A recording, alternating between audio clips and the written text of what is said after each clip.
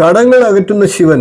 ഗ്രഹങ്ങളിൽ സൈന്യാധിപനായിട്ടുള്ള ചൊവ്വ ഒരിക്കൽ കടബാധ്യതകളാൽ വളരെയധികം ബുദ്ധിമുട്ടി. ഋണബാധ്യതകളാൽ ദുരിതമനുഭവിക്കുന്ന തന്റെ ദുഃഖം അകലാൻ വഴി കാട്ടണമെന്ന അഭ്യർത്ഥനയുമായി ചൊവ്വ ഒരിക്കൽ പാർവതീ ദേവിയുടെ സമക്ഷത്തെത്തി. ദേവി ചൊവ്വയോട് ഭൂലോകത്ത് പോയി പൗർണമി ദിവസം പരമ്പൊരുളായ ഋണഹരേശ്വരന് വില്വാർച്ചന നടത്തി പ്രാർത്ഥിച്ചാൽ കടഭാരം അകലുമെന്നും അരുളി ചെയ്തു. ഇപ്രകാരം അരുളി ചെയ്ത് ദേവി അനുഗ്രഹിക്കുകയും ചെയ്തു. അതുപ്രകാരം അങ്കാരകൻ എന്ന ചൊവ്വ ഭൂലോകത്ത് ഒരു തീർത്ഥമുണ്ടാക്കി ശിവനെ ആരാധിച്ചു. ചൊവ്വയ്ക്ക് മംഗളൻ എന്നൊരു അപരനാമം കൂടിയുണ്ട്. ഇതുകൊണ്ട് ഈ തീർത്ഥത്തെ മംഗളതീർത്ഥം എന്ന് വിശേഷിപ്പിക്കുന്നു.